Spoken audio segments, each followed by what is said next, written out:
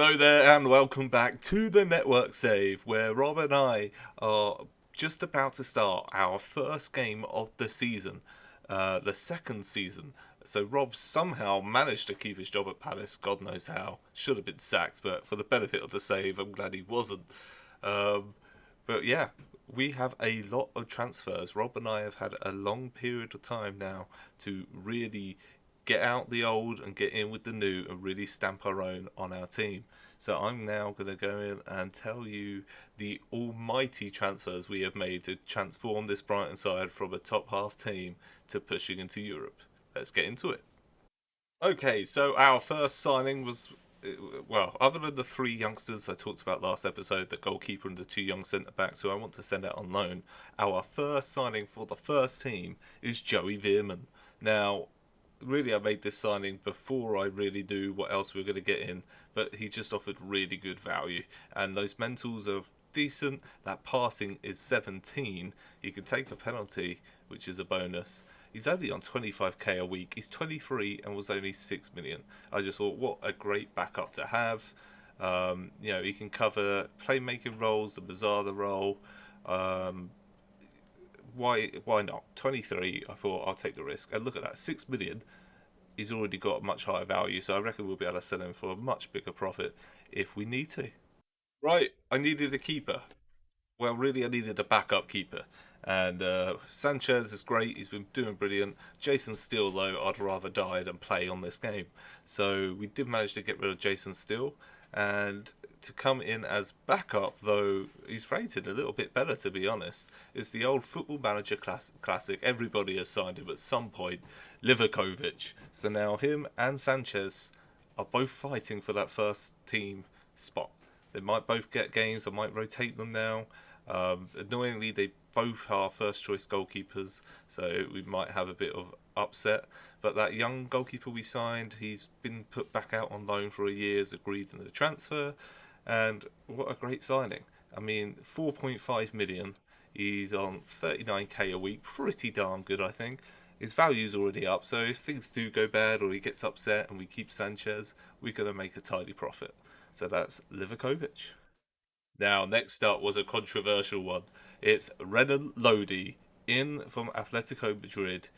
This was one of the bigger signings, 60k a week, and we spent 22 million on him. And I believe he's a great player, but controversially, we have Cucurella on the left. He is very good, Cucurella. So having two very good first choice left backs might cause an issue, but I just didn't really want to turn him down. It was early in the window as well, and why not take it? He did come in and immediately get injured for ages. He's still out for 4 weeks, so luckily we have Cucurella to be there, but him and Cucurella are going to be mixing it up for that left spot. Great physicals, reasonable mentals, and these technicals are fantastic compared to what we have like with Lamptey. Crossing's high, marking's high, tackling's decent. Really good signing on that side. 22 million, he's worth more than that now. Hopefully he'll be a good servant to the club. Next up is a centre-back. We have reasonably good centre-backs. They're all good average centre-backs. Maybe Webster and Dunk are a bit better than average, but in Football Manager they're all good. But we need to start improving. We need to tighten up at that back in that centre-back position. So we have signed Mohamed Kamara in from Young Boys. I had so many different players I was trying to get a hold of, so many good players, some probably even better than Mohamed, but then big clubs were coming in and stealing it from me and I couldn't get hold of anyone. Finally, we got Mohamed in, Kamara, of 5 million. So I ended up spending a lot less on this position. He's still got 16, 15, 15, very good. He can play with the ball at his feet. His mentals may be not as good as the other players that are signing, but he does make up for that physically. So hopefully this is a step in the right direction, and maybe in the future we can still sign another top quality centre-back. Now, we've still got a few more transfers to go, and some exciting ones, but first we got Roberto Gagliardini. I just couldn't turn this down. He's older, to have a bit more experience in the side, as I've brought in quite a lot of youth, as you're about to see. But good physicals, good mentals, he can do a job, he's a good backup, box-to-box, ball-winning midfielder, defensive midfielder, he covers it all. 22k a week and 3 million. It's a good stopgap if he gets a bit annoyed and doesn't play, but he's only an impact sub, I reckon we can make a profit on that, and it's a solid all rounder. Okay, we have 4 more transfers to go, and this is where they all start to get tasty. The first player is Angelo Stiller from Hoffenheim. We signed him for 5 million, which I thought was a bargain, but already 21, good passing, techniques there, first touches there. He's not too bad defensively as well. If he can develop, he could be very, very good. If we got to worry about players like Basuma leaving, we've got Angelo Stiller. Even McAllister's drawing in interested. So Angelo Stiller from Hoffenheim, very cheap, 5 million did I say, and he's on 18k a week. So hopefully he can develop. If not, he's a good backup player, and definitely we're going to make a profit. Next up is Jan Thielmann, 20 years old.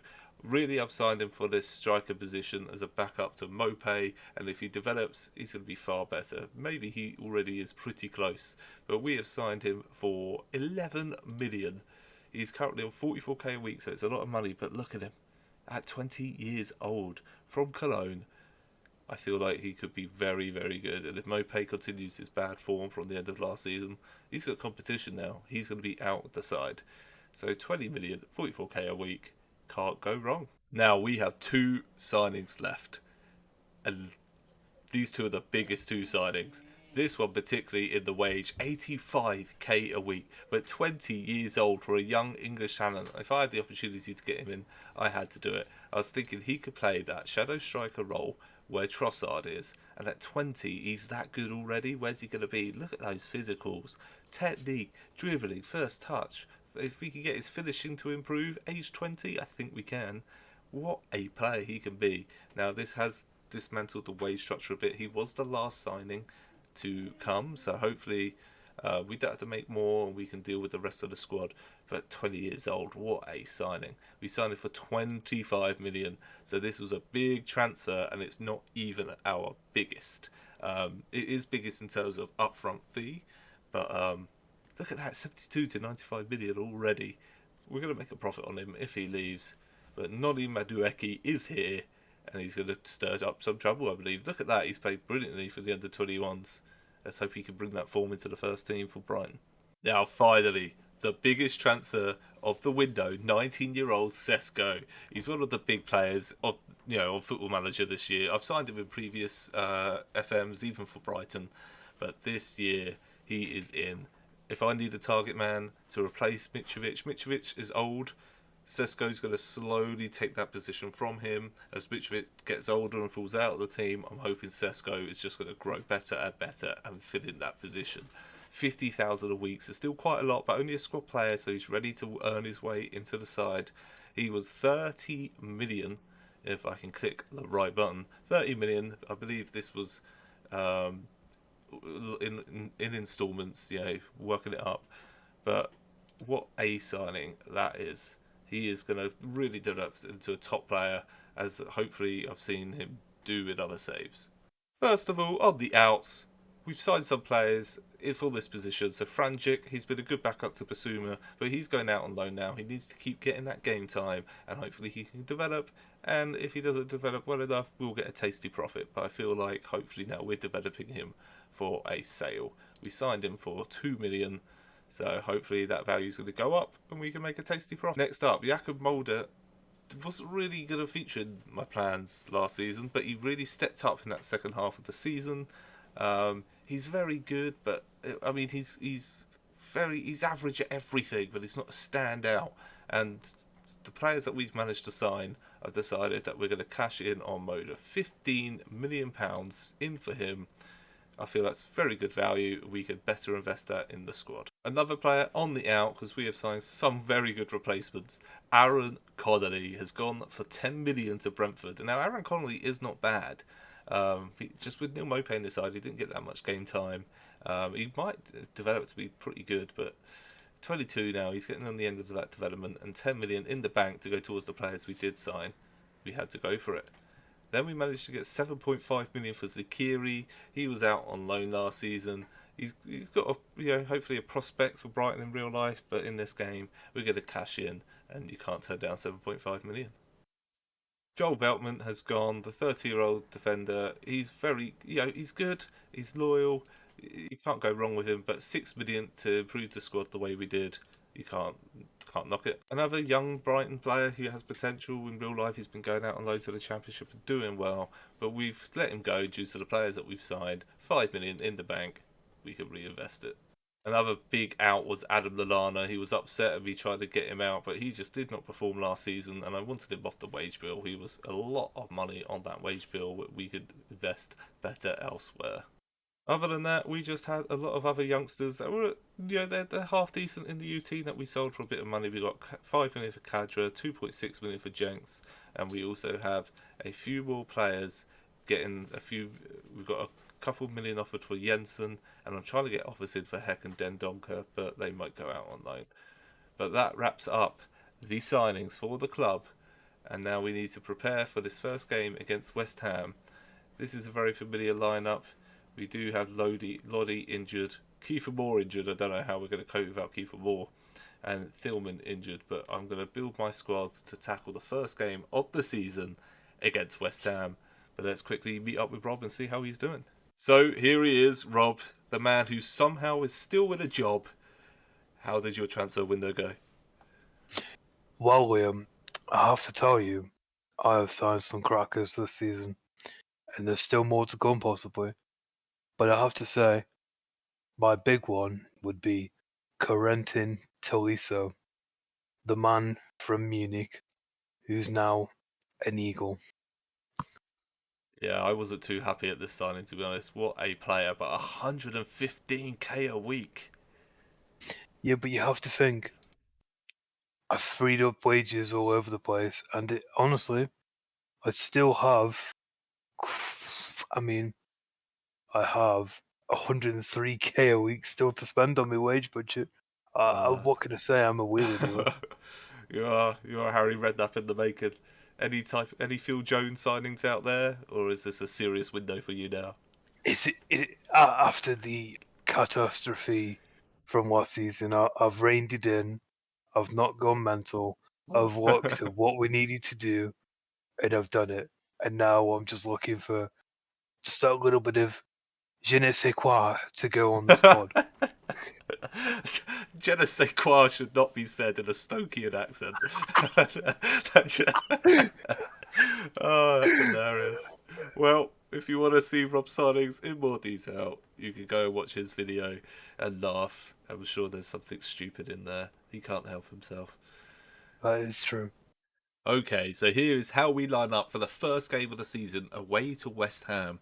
Mope and Mitrovic keep their places. Sisko is on the bench, and Thielmann is slightly injured, so Simmer gets a place on the bench. Simmer is a player Brighton signed, and he was out on loan last season at Stoke. He had quite a good season, he scored goals, and he has got good potential. 15 finishing, good physicals. Could be a player we develop. Might try to send him out on loan again, but can't complain. So that's Simmer. Madueke gets his first start. I would have started Trossard to begin with, but Trossard is injured. Thielmann gets to start as well because McAllister is out injured. We have a lot of injuries this pre-season, but Caceres and Basuma both hold down their line. The lineup is pretty much the same at the back, apart from Kamara starts above Webster. He's a little bit better, and Webster has a little bit of an injury. And then the bench you can see is Webster, Burn, Carbonell, Nick. I can't say his name. I'll give up. He is also already signed at Brighton. He has some very good potential. He was out on loan last season, but he covers both that left back and right back spot, and he can develop. So what a perfect backup player to have. Other than that, these are players you should have all seen. Maybe not Taylor Richards. He plays for Brighton in real life. He's a youngster. I sent him out on loan to Union SG last season, which is Tony Bloom's Belgian club, who in real life have just got to the top division and are dominated it. But Taylor Richards also has very good potential, so I'm training him in that shadow striker role, and he could be a backup for that position. But let's get into it. First game of the season. Let's go. Right, first game of the season. We want to win every match. We're going to pump those fists. We're going to get them in the mood to upset West Ham. That game last season where we stole the win in the last minute.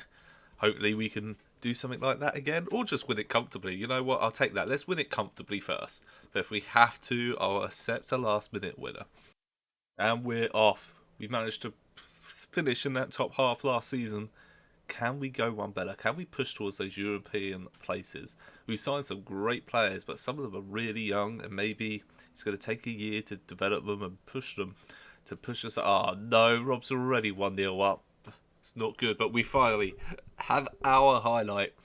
And Mitrovic, no, he can't get there. Cucurella intercepts. Here we go. Mudueki. Can he make an impact on his debut at the club? Ooh, ball played through, but they managed to stop it. And now West Ham can build up. They've got Zuma. Fornals. Diop.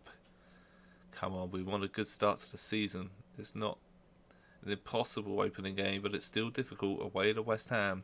Very good players. Souček and Rice especially. Scary from set pieces as they go close, but he was offside. Right, next highlight. The ball is collected by Dunk. Can he bring it forward? He does. Cucurella back to Dunk. Basuma working our way down this left side. The ball's through. Oh, ball to Mitrovic. I thought that was going over the top to Mitrovic there. But Lamptey, can he get the cross in? He does. It's tucked in by Neil Maupay. A great, well-worked goal. The boys passing it around. Lamptey bursts into the box. Simple finish from Maupay. And we've managed to grab that goal that's given us the same opening as Rob. But they do have a corner, which are my downfall this year. But we managed to hold out. And the highlight is still going. Can we go for a second goal early on here? Lamptey with his pace. Starting to bombard down that wing. Finds Mitrovic, who puts in a beautiful ball to Madueke. No idea how to say his name. I'll have to figure that out. But he's looking dangerous in his opening game. Thielmann with a great place to cross the ball in. And Madueke, as I'm talking about him, gets his goal on his debut. Thielmann gets an assist. Great combination, and 18 minutes and we're 2-0 up. What a start. That makes us leapfrog Rob by goal difference. Get in there. Okay, there's a West Ham counter-attack here though, as Rui Diaz tries to Cucurella intercepts. No, he's lost it straight away. And now it's Ben Rama on that left side. Can he pull one back? He crosses it, Velasic is there. Ooh, over the bar. That could have gone anywhere. Corner kick. Souček and Rice need to be marked tightly here. As the ball comes in, Caceres gets it out. The defensive midfielder's on a booking. We've got to watch that. Good block again, but they're still piling on the pressure. Fornals, Diop, Fornals. What are they going to do this time? They are forced back though. The Brighton boys managed to dig in, and we've managed to win the ball back. Mitrovic, the target man, holds it up. Thielmann, what can we do?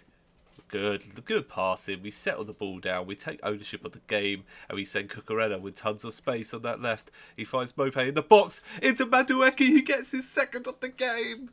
Whoa, he's going to be a great signing. He's one of the youngsters who I think is pretty much ready for the Premier League. He's still got a lot of development to go, and has got a lot of places to improve. But 2 goals in his opening game. Get in there. Look at that play. This is it. This is the season. Who knows what we can achieve this season. Robs may also be winning, but hopefully we can embarrass him again for a second season in a row. Oh, it's a corner. Don't punish me for being mean to Rob. Thank you.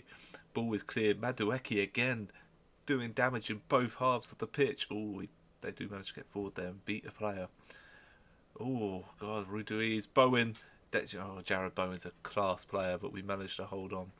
Running now, 5 minutes before the end of the first half. Cucurella's there, who sort of finds Neil Maupay on the edge of the box. Lamptey, tons of space to bomb down that right side. Can he set up another goal? It's Mitrovic.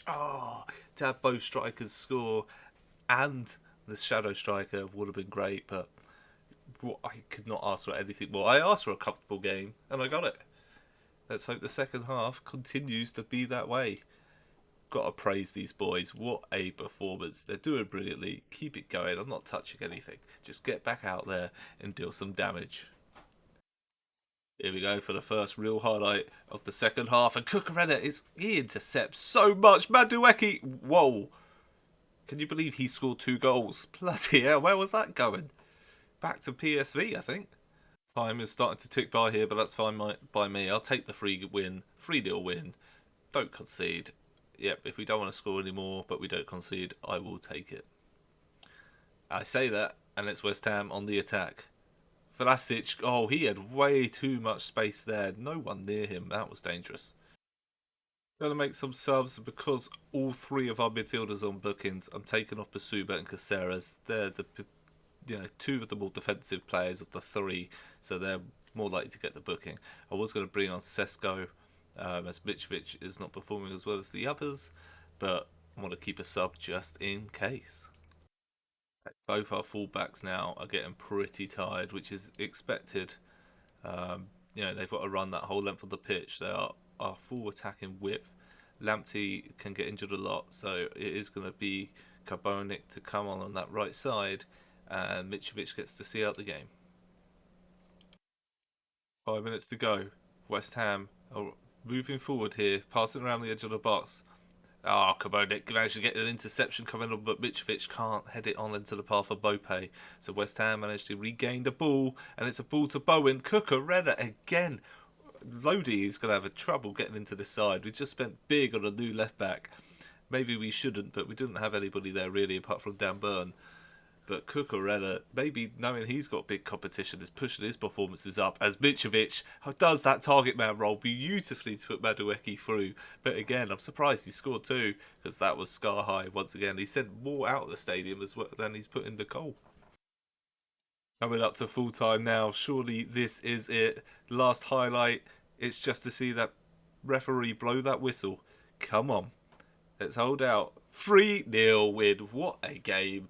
We've got Mope scoring, Lamptey running riot, Thielmann getting an assist on his debut, and Madueke 2 goals on his debut. If Trossard was fit, I would have started him.